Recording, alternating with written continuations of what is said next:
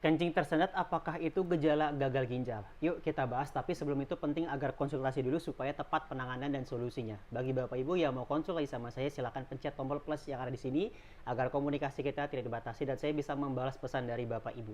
Ya, mau saya beri akses pendampingan untuk program penguatan ginjal, silakan komen mau konsultasi.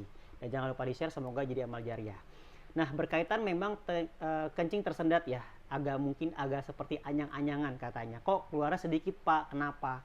Nah, ketahui Bapak Ibu, kencing tersendat itu belum tentu adanya masalah di ginjal.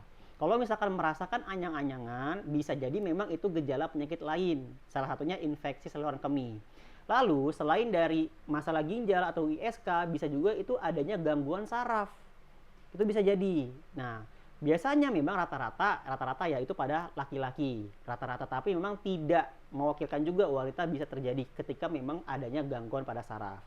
Nah, masalah lain itu karena batu kemih. Nah, ini berawal dari mana? Suka nahan pipis. Makanya muncul adanya batu di kandung kemih. Termasuk dari ISK juga, salah satu penyebabnya karena sering nahan pipis. Lalu penyebab lain karena efek samping dari obat-obatan, dan yang terakhir adalah biasanya itu pembengkakan pada kelenjar prostat kalau pada laki-laki.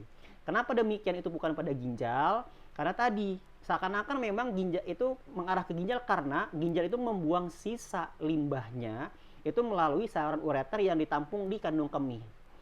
Ya, menjadi penyebab ketika Bapak nahan pipis, akhirnya dia itu merasakan anyang-anyangan. Nah, ketika nahan yang harusnya segera dibuang, akhirnya muncul bakteri di situ, makanya terjadi infeksi saluran kemih. Ketika dia mengeras, dia akan membuat endapan menggumpal seperti batu, makanya dia jadi batu kemih. Begitu Bapak Ibu. Maka dari itu belum tentu ginjal. Tipsnya gimana solusinya? Yang pertama jelas diubah dulu kebiasaan buang air kecilnya. Jangan nahan pipis. Itu yang pertama. Kalau bisa diusahakan segerakan buang air kecil, jangan ditahan. Lalu yang kedua, posisinya. Terutama pada laki-laki ini biasanya pipis berdiri. Lebih bagus Bapak Ibu secara kesehatan dan hadis Nabi Muhammad, sunnahnya buang air kecil itu pun juga duduk jongkok supaya apa? Tuntas, nggak ada yang tersisa di kandung kemih. Begitu.